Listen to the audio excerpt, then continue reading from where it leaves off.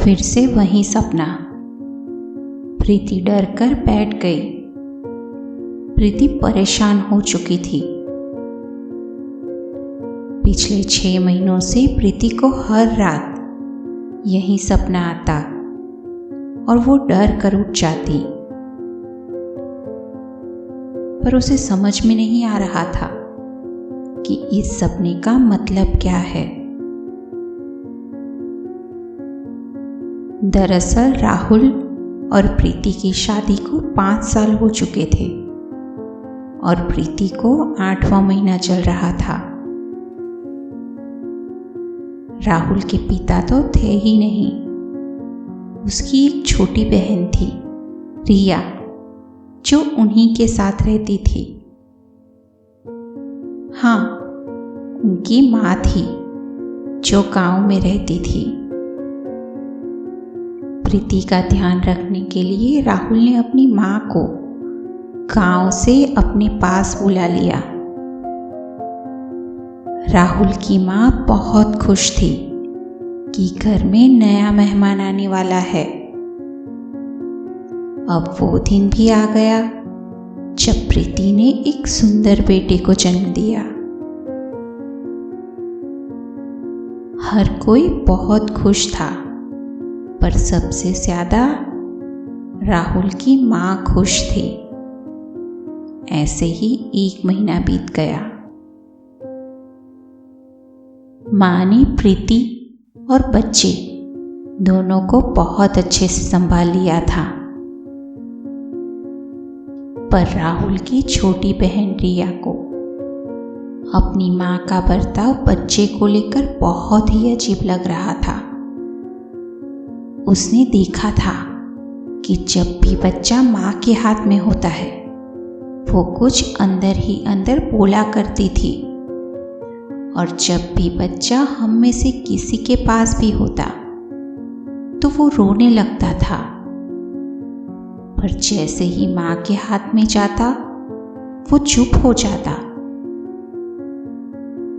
अब तो वो प्रीति के पास भी रोने लगा था। रिया ने जब ये बात अपने भैया भाभी को कही तो उन्होंने कहा शायद माँ उसे पूरा दिन संभालती है, इसलिए उन्होंने ज्यादा इस बात पर ध्यान नहीं दिया। पर रिया को ये बात बहुत अजीब लगती थी। एक दिन अचानक राहुल की माँ बच्चे को लेकर रोते हुए उनके पास आई और कहा, राहुल देखो ना, बच्चे को क्या हो गया है, ये आंख ही नहीं खोल रहा। जब राहुल ने बच्चे को हाथ में लिया तो बच्चे की सांसें रुक चुकी थी। सभी की आंखों में से आंसू रुकने का नाम नहीं ले रहे थे। कहाँ थोड़ी दिन पहले घर में खुशियों का माहौल था और अब पूरा घर मातम में डूब चुका था। प्रीति अब पूरा दिन रोया करती। उसे हर जगह बच्चे की रोने की आवाज आती। राहुल ने प्रीति को बहुत समझाया, पर उस दिन भी प्रीति बिना खाए ही रोते रोते सो गई। उसे आज वही सपना फिर से आया और इस बार सपने में उसे अपना बेटा दिखा जिसे कोई मार रहा था, और प्रीति नींद में ही चीखने लगी, मेरे बेटे को छोड़ दो, छोड़ो मेरे बेटे को। तभी राहुल जग गया और उसने प्रीति को जगाया। प्रीति का पूरा शरीर कांप रहा था। उसने राहुल से कहा कि हमारे बेटे की मौत नहीं हुई, उसे किसी ने मार डाला है। राहुल ने कहा, ये क्या कह रही हो? प्रीति ने कहा, मैंने अभी देखा कि कोई हमारे बेटे को मार रहा था। राहुल ने उसे शांत किया और वापस सुला दिया। अचानक आधी रात को उसे फिर से अपने बच्चे की रोने की आवाज़ सुनाई दी। प्रीति उठकर अपने कमरे से बाहर आई, पर अब वो आवाज़ बंद हो गई थी। वो वहीं सोफे पर बैठ गई। तभी उसे घर के नीचे एक स्टोर रूम था, जहां से उसे किसी की आवाज़ आ रही थी। वो सोफे पर से उठी और सीधी स्टोर रूम में चली गई। वहां उसने जो देखा, उसे देखकर प्रीति को अपनी आंखों पर भरोसा ही नहीं हुआ।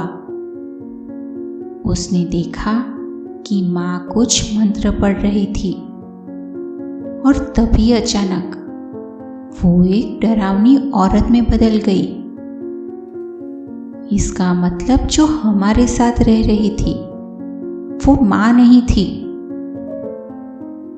तो इसी ने मेरे बच्चे को मार दिया।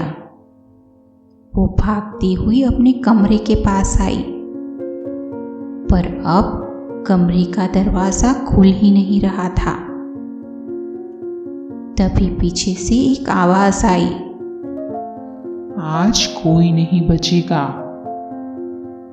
सालों पहले मुझे कैद करके तेरे पति और उसकी बहन को तो तेरी सास ने बचा लिया था, पर अब तुम सबको कौन बचाएगा? तभी अचानक घर का दरवाजा खुला और एक तांत्रिक अंदर आया, जिसे राहुल की बहन रिया लेकर आई थी। तांत्रिक ने सबसे पहले उस औरत को मंत्रों से काबू में किया। तांत्रिक ने बताया कि राहुल के पापा ने इस औरत से चुपके से शादी कर ली थी, पर जब वो मां बनने वाली थी तभी उसे मार डाला था। पर इसके मरने के बाद इसकी आत्मा ने सबसे पहले राहुल के पापा को मार डाला, फिर राहुल के 2 बड़े भाइयों को भी मार डाला। तभी राहुल की मां मेरे पास आई थी, राहुल और रिया को बचाने के लिए। मैंने उस आत्मा को अपने मंत्रों से बांधकर घर के सामने पेड़ के नीचे दफन कर दिया था, पर कुछ महीनों पहले वो पेड़ किसी ने काट दिया और ये आत्मा मुक्त हो गई और उसने सबसे पहले राहुल की मां को मार डाला और उसकी मां का रूप लेकर तुम्हारे यहाँ आ गई और तुम्हारे बच्चे को भी इसी ने मारा है और अब तुम सबकी बारी है। तभी वो आत्मा जोर जोर से चीखने लगी, छोड़ दे मुझे तांत्रिक, वरना बहुत पछताएगा। मैं किसी को नहीं छोड़ूंगी, मुझे मेरा बदला चाहिए और वो इन सब के मरने के बाद पूरा होगा। पर तांत्रिक ने फिर से उस आत्मा को अपने मंत्रों की शक्ति से वश में कर लिया और कहा कि ये आत्मा आज के बाद अब किसी को परेशान नहीं करेगी और वहां से चला गया। आज रिया की वजह से उसके भैया भाभी की जिंदगी बच गई और जो सालों पुराना श्राप उनके परिवार पर लगा था वो भी चला गया।